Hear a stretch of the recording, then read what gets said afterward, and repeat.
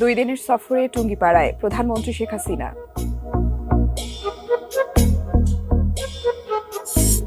হলফনামায় মামলা ও সম্পদের সঠিক তথ্য না দিয়েও প্রার্থিতা বৈধ। সারা দেশে বৃষ্টি, ধীরে বাড়ছে ঠান্ডা।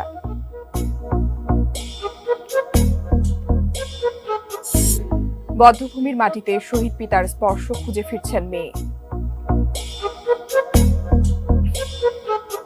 Sponsored by RICL TMX, RR Kabel, Jalalabad Metal Limited and Online Properties Limited.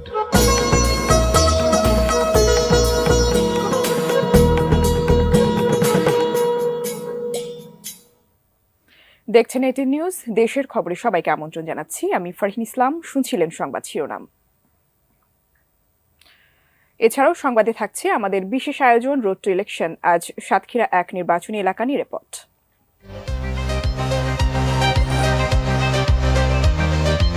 গরিবের কোনো উন্নয়ন আছে? যাত্রারে ভোট দিয়ে হয়রানি হবো না। এই ভোটের সময় নৌকার ভাগ নেব। দুটাই ডেমি ক্যান্ডিডেটের এগেনস্টে আমি স্বতন্ত্র প্রার্থী। দেখতে চোখ রাখুন এটি নিউজের পর্দায়। দুদিনের সফরে গোপালগঞ্জের টুঙ্গিপাড়ায় অবস্থান করছেন প্রধানমন্ত্রী শেখ হাসিনা। আজ সড়কপথে টুঙ্গিপাড়ায় পৌঁছান তিনি। বঙ্গবন্ধু শেখ মুজিবুর রহমানের সমাধিতে শ্রদ্ধা নিবেদনের মধ্য দিয়ে জাতীয় সংসদ নির্বাচনের প্রচারণা শুরু করবেন প্রধানমন্ত্রী। নিজের নির্বাচনী এলাকা টুঙ্গিপাড়া ও কোটালীপাড়ার নেতাকর্মীদের সঙ্গে মতবিনিময়ও করবেন। আমরা সরাসরি চলে যাচ্ছি টুঙ্গিপাড়ায়।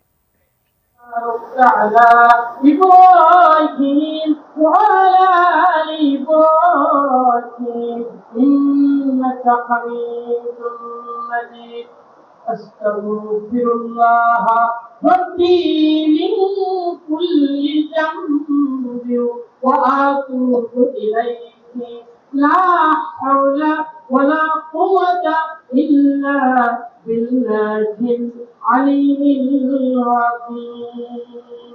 আল্লাহুম্মা আমিন।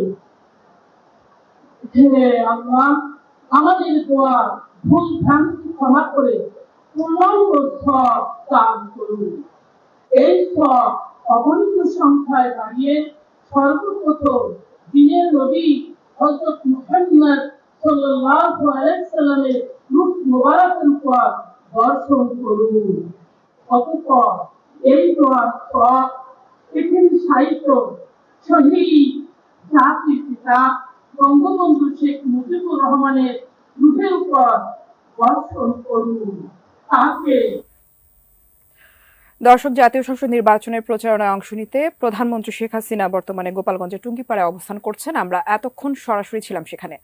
জানাচ্ছি নির্বাচন প্রসঙ্গ।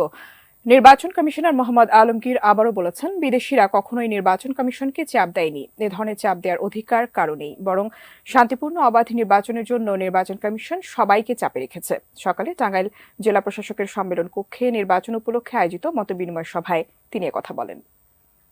তারা আমাদের নির্বাচনী প্রস্তুতি, আইন কানুন এবং কারা নির্বাচনের দায়িত্বে থাকবেন, কিভাবে দায়িত্ব পালন করবেন, আমরা আইন কানুনে কি কি সংশোধন এনেছি, সেই সমস্ত বিষয়গুলো জানতে চান। এইটুকুর বাইরে কিছু না। তারা আমাদের কখনোই কোনো সাজেশন দেন না, আপনারা এটা না করে এটা করেন, বা এটা করলে ভালো হবে, আপনারা এটা করেন না, এই বিষয়ে তারা বলেন না, কারণ এটা তাদের বলার অধিকারও নাই। দ্বাদশ জাতীয় সংসদ নির্বাচনে বেশিরভাগ প্রার্থীরই সম্পদ বেড়েছে বহুগুণ। আবার কোনো কোনো প্রার্থী হলফনামায় মামলা ও স্থাবর সম্পদের তথ্য না দিয়েও বৈধ হয়েছে প্রার্থিতা। আরো জানাচ্ছেন মনিরুল ইসলাম মিন্টু। বিএনপি থেকে আওয়ামী লীগে যোগ দিয়ে ঝালকাঠি 1 আসনে নৌকার প্রার্থী হওয়া সাজানমর বীর উত্তম হলফনামায় উল্লেখ করেছেন তার নামে কোনো মামলা নেই। যদিও মনোনয়নপত্র জমা দেওয়ার আগে গাড়ি পোড়ানো সহ কয়েকটি মামলায় গ্রেপ্তার হয়ে কারাবরণ করেন তিনি। গত জাতীয় সংসদ নির্বাচনের সময় তিনি স্থাবর সম্পত্তি হিসাবে বাড়ি, কৃষি জমি ও অ্যাপার্টমেন্টের কথা উল্লেখ করলেও এবার স্থাবর সম্পদ হিসাবে তিনি কিছু উল্লেখ করেননি, বরং 5 বছর আগে হলফনামায় আরো বেশি অর্থের কথা উল্লেখ করেছিলেন। কুষ্টিয়া 2 আসনে জাতীয় সমাজতান্ত্রিক দল জাসদ সভাপতি হাসানুল্লাহ ইনু 10ম জাতীয় সংসদ নির্বাচনের সময় নগদ অর্থ দেখিয়েছিলেন 6,85,000 টাকা। এখন তার কাছে নগদ টাকা 3,56,00,000, অর্থাৎ 10 বছরের ব্যবধানে তার নগদ টাকা বেড়েছে প্রায় 52 গুণ। এছাড়া তার স্ত্রী আফরোজা হকেরও বেড়েছে নগদ টাকা। রাজধানীর পূর্বাঞ্চলে 10 কাঠার একটি প্লট আছে, যার মূল্য দেখানো হয়েছে 16,10,000 টাকা। অন্যদিকে 5 বছরের ব্যবধানে জাতীয় দলের সাবেক অধিনায়ক মাশরাফি বিন মুর্তজার আয় কমেছে। 2018 সালে মাশরাফির দায় দেনা না থাকলেও এবার গৃহ ঋণ বাবদ প্রায় 90 লাখ টাকা দেখিয়েছেন তিনি। একাদশ জাতীয় সংসদ নির্বাচনের সময় তার পেশা উল্লেখ করেছিলেন ক্রিকেট। এবারে অবশ্য লিখেছেন রাজনীতিবিদ। হলফনামায় দেখা গেছে মাশরাফির বার্ষিক আয় 88,54,000 টাকা। তবে 2018 সালে প্রথমবার নির্বাচনের সময় বার্ষিক আয় ছিল 1,99,18,700 টাকা। অর্থাৎ 5 বছরে মাশরাফির আয় কমেছে 1,10,64,000 টাকা। আর মাগুরা 1 আসনে আওয়ামী লীগের প্রার্থী হিসেবে জমা দেওয়া নির্বাচনী হলফনামায় সাকিব আল হাসান বার্ষিক গড় আয় দেখিয়েছেন 5,55,71,000 টাকা। জামানতের বিপরীতে ব্যাংক ঋণ দেখিয়েছেন 31,98,61,000 টাকা। অন্যদিকে গত 15 বছরে নারায়ণগঞ্জ 1 আসনের সংসদ সদস্য এবং পাট ও বস্ত্রমন্ত্রী গোলাম দস্তগীর গাজী বীর প্রতীক সম্পদ ও ঋণ দুটোই 1,000 কোটি টাকা ছাড়িয়েছে। স্থাবর ও অস্থাবর সম্পত্তি মিলিয়ে বর্তমানে তিনি প্রায় 1,446 কোটি টাকার মালিক। এই সম্পদের বিপরীতে তার ব্যাংক ঋণ 935 কোটি টাকা। সব মিলিয়ে তার দেনা 1,022 কোটি টাকা। নারায়ণগঞ্জ 4 আসনে শামীম ওসমানের অস্থাবর সম্পদ 10 বছরে 3 গুণ বেড়েছে। এই সময়ে কৃষি জমির মালিক হয়েছেন 12.5 গুণেরও বেশি। পূর্বাঞ্চলে আছে রাজুকের 10 কাঠার প্লট ও 2টি টয়োটা ল্যান্ড ক্রুজার গাড়ি মালিক হয়েছেন তিনি। তার সঙ্গে পাল্লা দিয়ে বেড়েছে তার স্ত্রীর অস্থাবর সম্পত্তিও। অবশ্য শামীম ওসমানের টাকা বাড়লেও 10 বছর আগে বিদেশি এক বন্ধুর কাছ থেকে নেওয়া ঋণের 26,69,000 টাকা এখনো পরিশোধ করেননি তিনি। মনিরুল ইসলাম মিন্টু, এটি নিউজ, ঢাকা। এবারে আসন্ন জাতীয় সংসদ নির্বাচন নিয়ে আমাদের বিশেষ আয়োজন রোড টু ইলেকশন, সৌজন্যে CSRM এবং SSRM।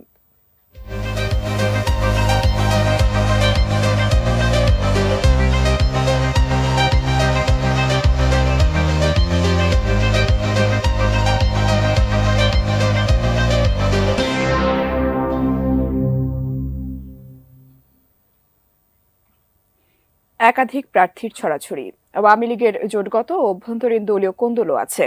সব মিলিয়ে প্রতিদ্বন্দ্বিতাপূর্ণ এক নির্বাচন অনুষ্ঠিত হতে যাচ্ছে সাতক্ষীরা 1 আসনে। এই আসনের ভোটের হিসাব নিকাশ জানাচ্ছেন সাব্বির আহমেদ, ছবি তুলেছেন তারিফ মল্লিক।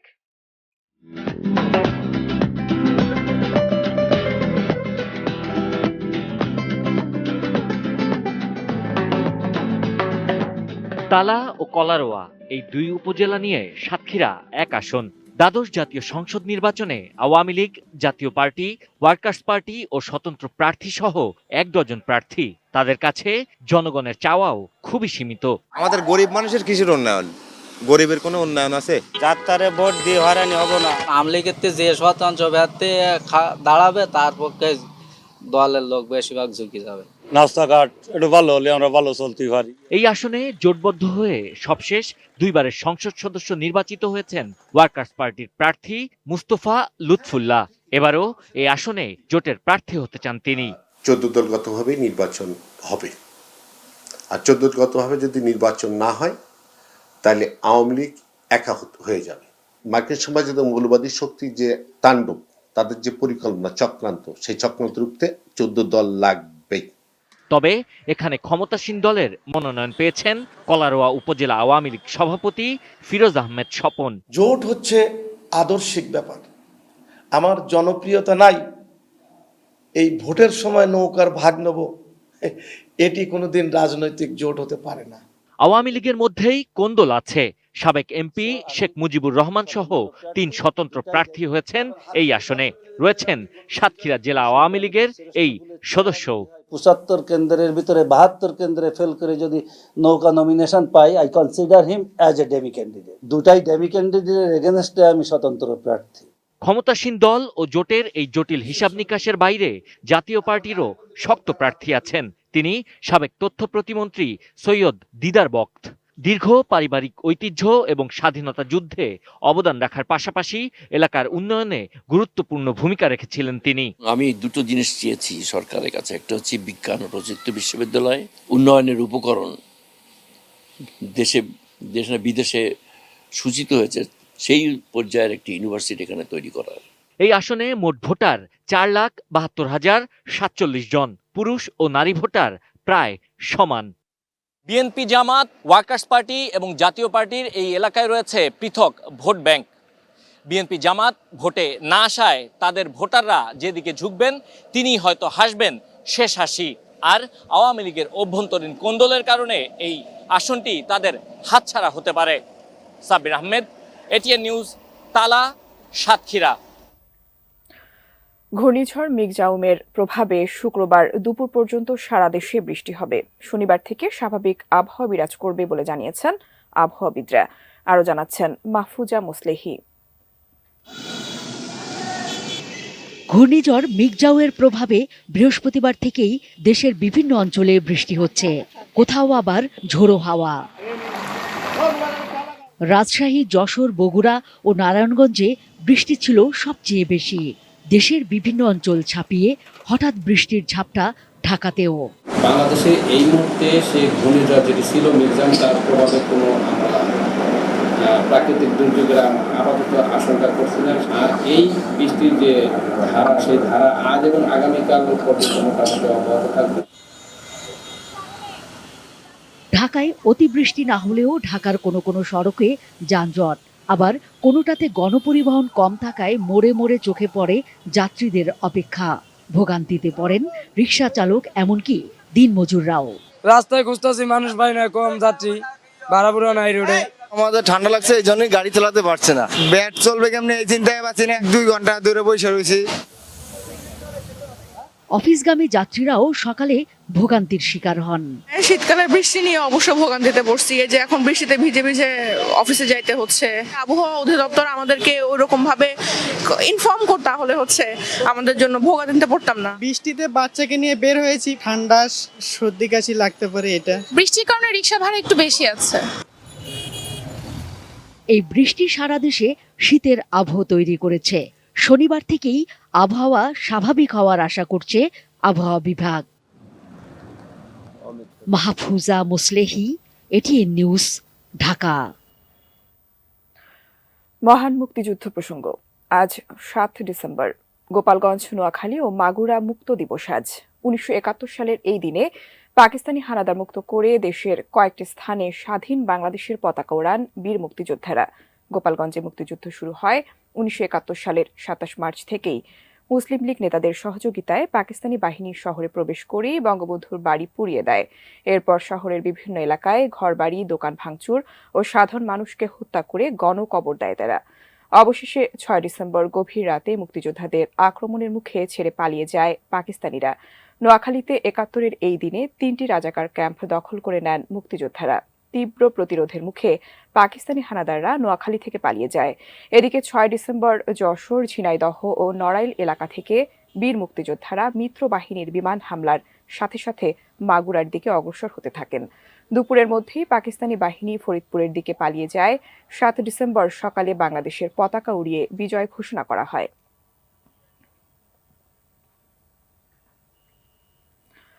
মহান মুক্তিযুদ্ধে শহীদ বাবার মৃতদেহ কখনো খুঁজে পাবেন না, এই নিরেট সত্যটা জেনেও কন্যা ছুটেছেন পথে প্রান্তরে।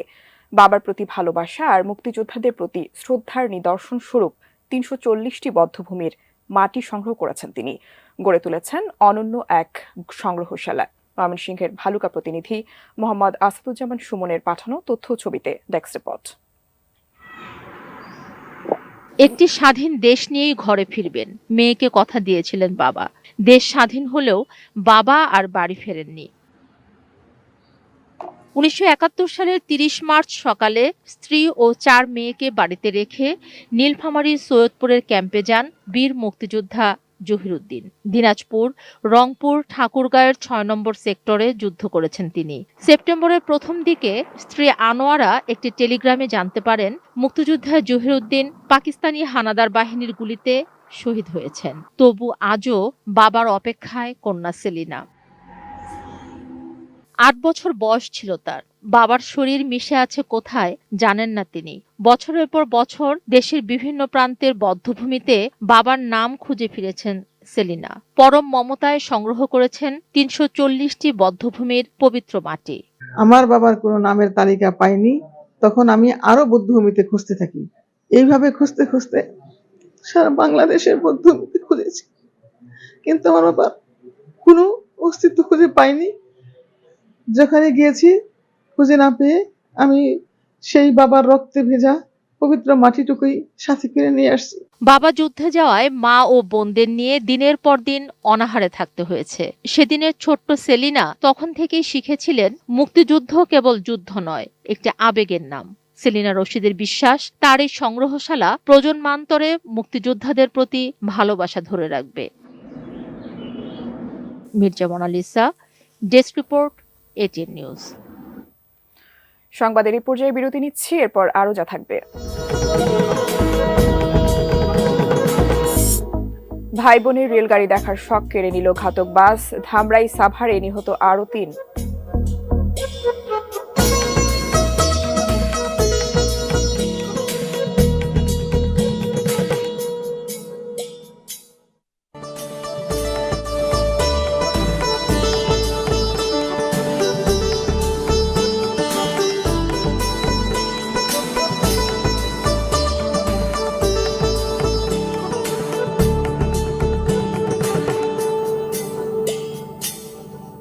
বিরতির পর আবারও আমন্ত্রণ দেশের খবরে। ধন্যবাদ আমাদের সঙ্গে থাকার জন্য।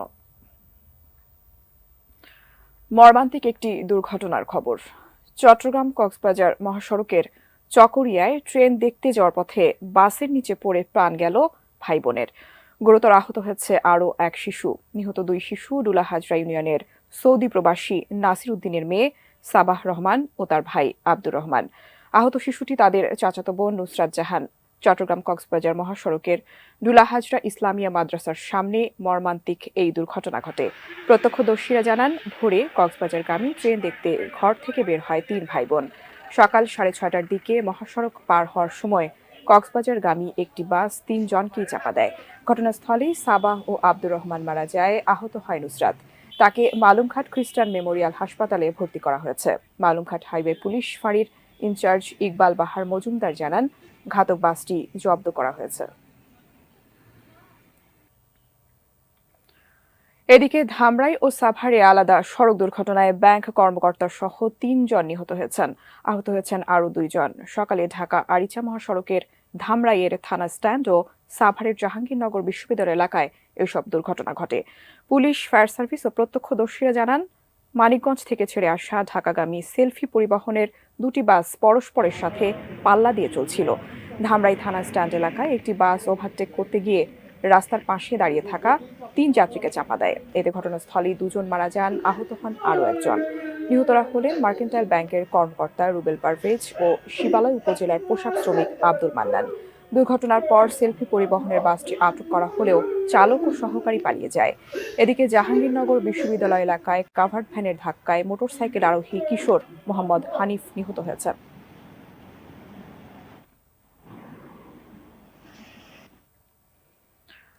পর্যটন শিল্পকে আরও বিকশিত করতে আগামীকাল থেকে কুয়াকাটায় শুরু হচ্ছে 2 দিন ব্যাপী বাংলাদেশ ফেস্টিভ্যাল কুয়াকাটা। কুয়াকাটা সমুদ্র সৈকত এলাকা সাজানো হচ্ছে নতুন সাজে। প্রস্তুত করা হয়েছে প্যান্ডেল, তৈরি করা হচ্ছে 7টি স্টল। এসব স্টলে কুয়াকাটার ইতিহাস, ঐতিহ্য ও বিভিন্ন পণ্যের পসরা থাকবে। পর্যটকরা এসব স্টল ঘুরে জানতে পারবে বরিশালের আদি ইতিহাস। এই উৎসব উপলক্ষে দিনব্যাপী অনুষ্ঠিত হবে রাখাইনদের পুতুল নাচ, বাউল গান, ফানুস উড়ানো ও ঘুড়ি উৎসব। বাংলাদেশের আইকনিক ডেস্টিনেশন সংস্কৃতি ঐতিহ্যকে বিশ্ববাসী ও বাংলাদেশের মানুষের কাছে তুলে ধরতে মুজিবস ক্যাম্পেইনের আওতায় প্রতি বিভাগে এই উৎসব করছে ট্যুরিজম বোর্ড ও পর্যটন মন্ত্রণালয়।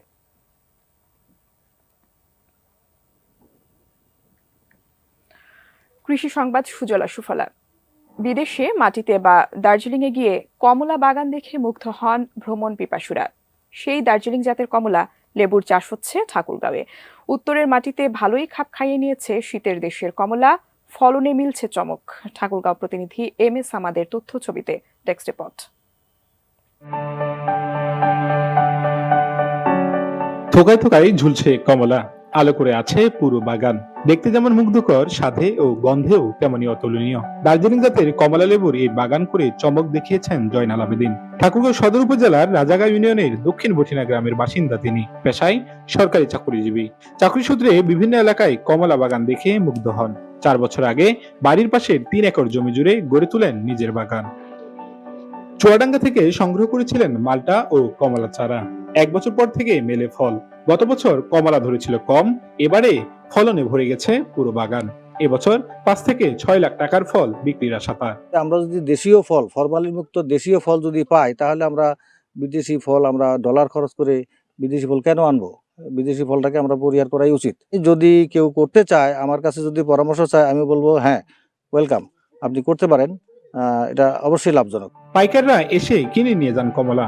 দূর দূরান্তের মানুষ দেখতে ভিড় করেন এই কমলা বাগানের সৌন্দর্য দেখার জন্য। আমরা দার্জিলিং যাইতাম বা বিভিন্ন জায়গায় যাওয়ার লাগতো, এখন ঠাকুরের শহরের আশেপাশেই পাশেই কমলা বাগান আছে, তো এখানে দেখতে আসলাম।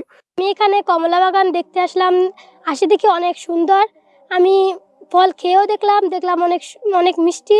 ঠাকুরগাঁওয়ের মাটি ও আবহাওয়া কমলা ও মাল্টা চাষের উপযোগী। ফলে আগ্রহ বাড়ছে জেলার কৃষি উদ্যোক্তাদের। দিন দিনই বাড়ছে বাগান। আমরা তাদের যে বাগানে আমাদের কৃষি সম্প্রসারণ অধিদপ্তরের যারা জনবল রয়েছে তাদের মাধ্যমে তাকে কারিগরি বিষয়ে পরামর্শ দিয়ে যাচ্ছি। পাশাপাশি তাকে আমরা প্রশিক্ষণের আওতায় এনে আরো তার দক্ষতার উন্নয়ন ঘটাবো। কৃষি দপ্তরের তথ্য মতে ঠাকুরগাঁও জেলায় ছোট বড় মিলে 7টি বাগানে 7.2 হেক্টর জমিতে কমলা চাষ হয়েছে। MS Ahmad, 18 news, Thakurgaon. সংবাদ শেষ করার আগে শিরোনামগুলো জানিয়ে দিচ্ছি আরো একবার। 2 দিনের সফরে টুঙ্গিপাড়ায় প্রধানমন্ত্রী শেখ হাসিনা।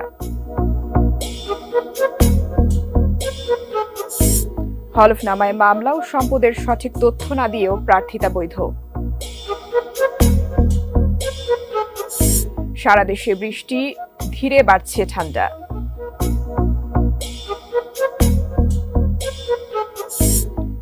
বধ্যভূমির মাটিতে শহীদ পিতার স্পর্শ খুঁজে ফিরছেন মেয়ে। ভাই বোনের রেলগাড়ি দেখার শখ কেড়ে নিল ঘাতক বাস। ধামরাই সাভারে নিহত আরো 3। Sponsored by RICL TMX, RR Kabel, Jalalabad Metal Limited and Online Properties Limited. দেশের খবর এ পর্যন্তই। সঙ্গে থাকার জন্য ধন্যবাদ সবাইকে।